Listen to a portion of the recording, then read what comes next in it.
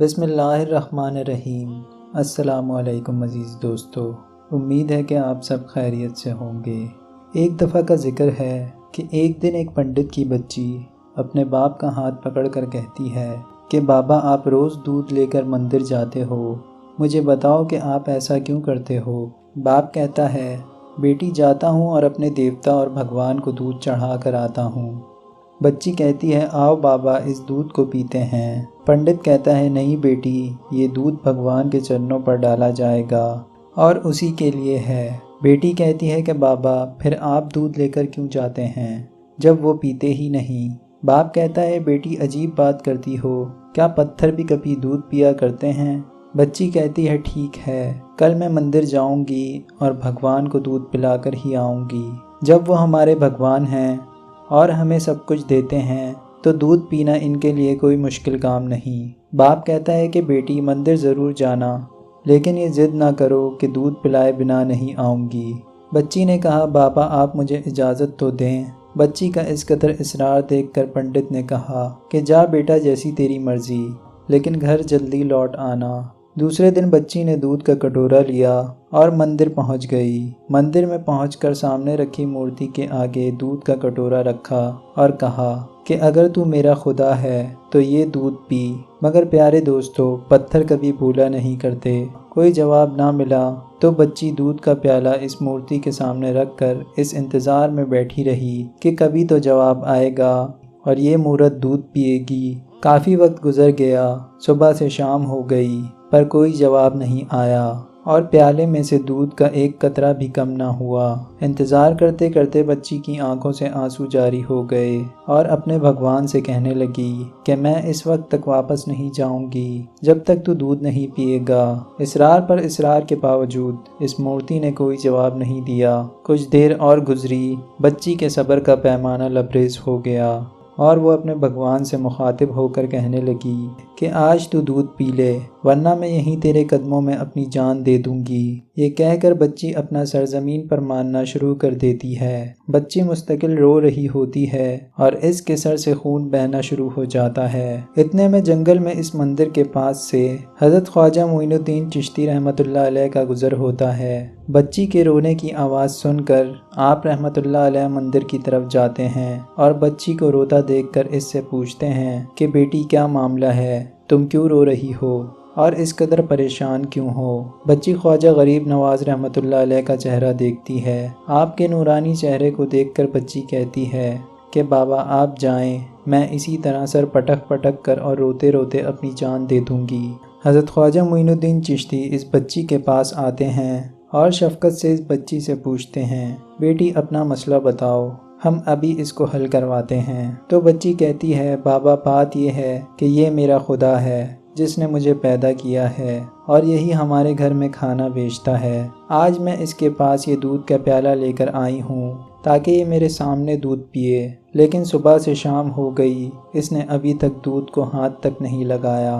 یہ سننے کے بعد سرکار غریب نواز رحمۃ اللہ علیہ نے اس بچی سے فرمایا کہ بیٹا یہ پتھر ہے اور پتھر کچھ کھا پی نہیں سکتے۔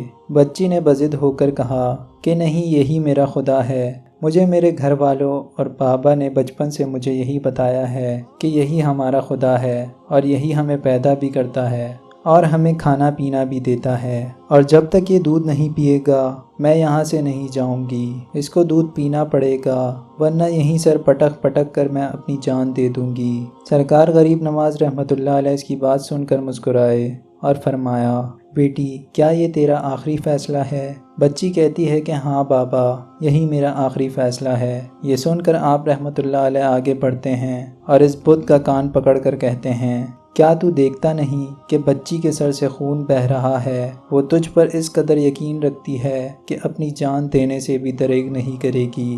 تو دودھ کیوں نہیں پی لیتا؟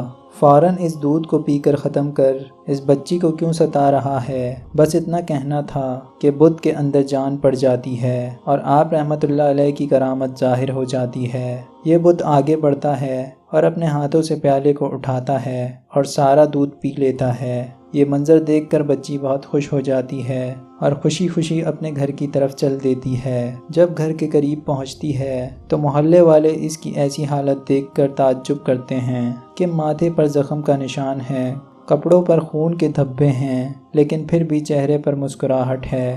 محلے والے بچی کو دیکھ کر اس کے باپ سے کہتے ہیں کہ پنڈت جی، آپ کی بیٹی لگتا ہے اپنی عزت گنوا کر آ رہی ہے۔ اس کا حال بتا رہا ہے کہ اس کے ساتھ کوئی حادثہ ہوا ہے۔ پوری بستی جمع ہو جاتی ہے اور سب لوگ اسے کہتے ہیں کہ بیٹی بتا کیا حادثہ ہوا ہے تیرے ساتھ۔ بچی کہتی ہے کوئی حادثہ نہیں ہوا، میری آبرو پر کسی نے ہاتھ نہیں اٹھایا، آج میں اپنے خدا کو دودھ پلا کر آئی ہوں۔ یہ سن کر سارے خاندان والے سر پکڑ کر بیٹھ جاتے ہیں اور کہتے ہیں کہ یہ کیسی باتیں کر رہی ہے، شاید یہ پاگل ہو گئی ہے یا پھر اس کا دماغ خراب ہو گیا ہے۔ پھر اس بچی کا باپ اس سے پوچھتا ہے کہ بیٹی سچ بتا کیا ہوا تیرے ساتھ۔ بچی نے کہا، میں وعدہ کر کے گئی تھی اور میں نے وہ پورا کر دیا، میں آج اپنے خدا کو دودھ پلا کر آئی ہوں اور میرے خدا نے میری خواہش کو پورا کر دیا ہے۔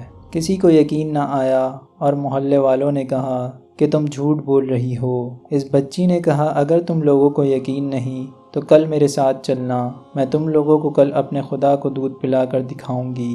اگلے دن صبح کا سورج نکلا اور ساری بستی جمع ہو گئی۔ سب کہنے لگے آج پنڈت کی بیٹی انہونی کو ہونی کر دے گی، اگر اس نے ایسا کر دکھایا تو ہم اسے بھگوان کی دیوی مان لیں گے۔ بچی اپنے ہاتھ میں دودھ کا پیالہ لے کر اس مندر کی طرف چل دیتی ہے۔ اس مندر میں پہنچ کر وہ بت کے آگے پیالہ رکھ دیتی ہے اور کہتی ہے کہ لو دودھ پیو، لیکن یہ بت آج پتھر کا پتھر ہی رہتا ہے اور اس میں کوئی حرکت نہیں ہوتی۔ بچی رو کر کہتی ہے کہ اے میرے خدا، آج میری عزت آبرو کا سوال ہے۔ اتنے میں محلے والے اور خاندان والے اسے کہنے لگتے ہیں کہ پنڈت جی، تمہاری بیٹی جھوٹ بولتی ہے، اس کی عزت لٹ چکی ہے اور یہ کوئی بہانہ بنا رہی ہے۔ بچی یہ بات سن کر زور سے چیخ مارتی ہے اور کہتی ہے، اے میرے خدا، آج تو دودھ پیتا ہے کہ نہیں، ورنہ پھر کل والے بابا کو بلاؤں گی، تب تو ان کے کہنے پر ضرور دودھ پیے گا۔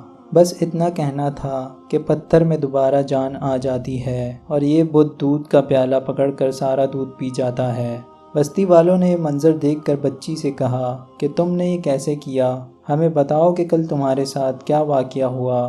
بچی پورا واقعہ گاؤں والوں کو سنا دیتی ہے۔ واقعہ سن کر بچی کا باپ کہتا ہے کہ بیٹی بتا تو صحیح کہ وہ کل والے بزرگ کون تھے جو اسے دودھ پلا کر گئے ہیں۔ بچی کہتی ہے کہ بابا، مجھے ان کا نام نہیں معلوم، کہاں سے آئے تھے یہ بھی نہیں معلوم، آئے وہ ادھر سے تھے اور اس طرف سے چلے گئے تھے، ان کا حلیہ بہت پاک صاف اور چہرہ بہت روشن تھا۔ بس اس پہچان کے بعد پوری بستی والے حضرت خواجہ غریب نواز رحمۃ اللہ علیہ کی تلاش میں نکل جاتے ہیں۔ کافی تلاش کرنے کے بعد ایک درخت کے نیچے خواجہ غریب نواز اجمیری رحمۃ اللہ علیہ اللہ کے ذکر میں مصروف ہوتے ہیں۔ بستی کے لوگ آپ کے پاس آ کر کہتے ہیں کہ بابا، کیا وہ آپ ہی ہو جس نے پتھر سے بنے ہمارے بھگوان کی مورت کو دودھ پلایا ہے؟ تو خواجہ غریب نواز رحمۃ اللہ علیہ فرماتے ہیں کہ ہاں، میں ہی ہوں۔ یہ سن کر سب قدموں میں گر جاتے ہیں اور کہتے ہیں، بابا ہمیں بھی بتائیں کہ وہ کون سا جادو ہے جس سے پتھر میں بھی جان پڑ جاتی ہے۔ خواجہ غریب نواز رحمۃ اللہ علیہ فرماتے ہیں، یہ کسی منتر یا جادو کی وجہ سے نہیں، یہ طاقت میرے پروردگار کی ہے جو ہر چیز پر قادر ہے اور وہی اپنے بندوں کو اس طاقت سے نوازتا ہے۔ سب لوگ کہتے ہیں، بابا ہمیں بتائیں آپ کا پروردگار کون ہے اور آپ کس کی پوجا کرتے ہیں؟ حضرت خواجہ غریب نواز رحمۃ اللہ علیہ فرماتے ہیں، میرا پروردگار وہ ہے جو پیدا بھی کرتا ہے، زندگی بھی دیتا ہے اور موت بھی دیتا ہے، اور رزق بھی اس کی قدرت میں ہے، پوری کائنات کا نظام اس کی قدرت میں ہے۔ پھر سب لوگ کہتے ہیں کہ بابا آپ کا تعلق کس مذہب سے ہے؟ حضرت خواجہ معین الدین چشتی رحمۃ اللہ علیہ فرماتے ہیں، میرا تعلق مذہب اسلام سے ہے اور میرے نانا محمد رسول اللہ صلی اللہ علیہ وآلہ وسلم ہیں۔ اتنا کہہ کر خواجہ غریب نواز رحمۃ اللہ علیہ کھڑے ہو گئے اور آگے بڑھنے لگے۔ جیسے ہی آگے بڑھے، سب سے پہلے پنڈت آپ کے قدموں میں گرا اور کہنے لگا، بابا آپ صرف دودھ پلانے آئے تھے یا ہم گناہ گاروں کو مصطفیٰ صلی اللہ علیہ وآلہ وسلم کا امتی بنانے کے لیے؟ اس کے بعد پوری کی پوری بستی آپ رحمۃ اللہ علیہ کے ہاتھ پر کلمہ پڑھ کر مسلمان ہو گئی۔ دوستو، یہ اللہ کی شان ہے جو وہ اپنے مقرب بندوں کو عطا کرتا ہے۔ خواجہ غریب نواز رحمۃ اللہ علیہ کان پکڑ لیں تو پتھر کے بت بھی جاندار ہو جاتے ہیں اور کھانے پینے لگتے ہیں۔ جو مخلوق ان پتھروں کو خدا سمجھ کر ان کی پرستش کرتی ہے، ان کی اللہ کے اور اللہ والوں کے نزدیک کیا حیثیت ہے۔ دوستو، حضرت خواجہ غریب نواز رحمۃ اللہ علیہ کے اسی انداز تبلیغ کی وجہ سے ہندوستان کے 1.25 لاکھ ہندوؤں نے آپ کے ہاتھ پر اسلام قبول کیا۔ آپ نے ساری زندگی بنا کسی مذہب اور انسانوں کی تحقیر کیے اسلام کا پرچار کیا اور اپنے وجود سے خدا کی محبت اور رسول اللہ صلی اللہ علیہ وآلہ وسلم کا فیض لوگوں تک پہنچایا۔ یہی وجہ ہے کہ آج بھی ہر مذہب اور ہر رنگ کے لوگ آپ سے محبت اور عقیدت رکھتے ہیں۔ اللہ ہم سب کو اپنے اولیاء کاملین کے نقش قدم پر چلنے کی توفیق عطا فرمائے۔ ویڈیو اچھی لگی ہو تو اسے لائک اور شیئر کیجیے گا، اور مزید اچھی ویڈیوز کے لیے ہمارے چینل کو سبسکرائب کریں۔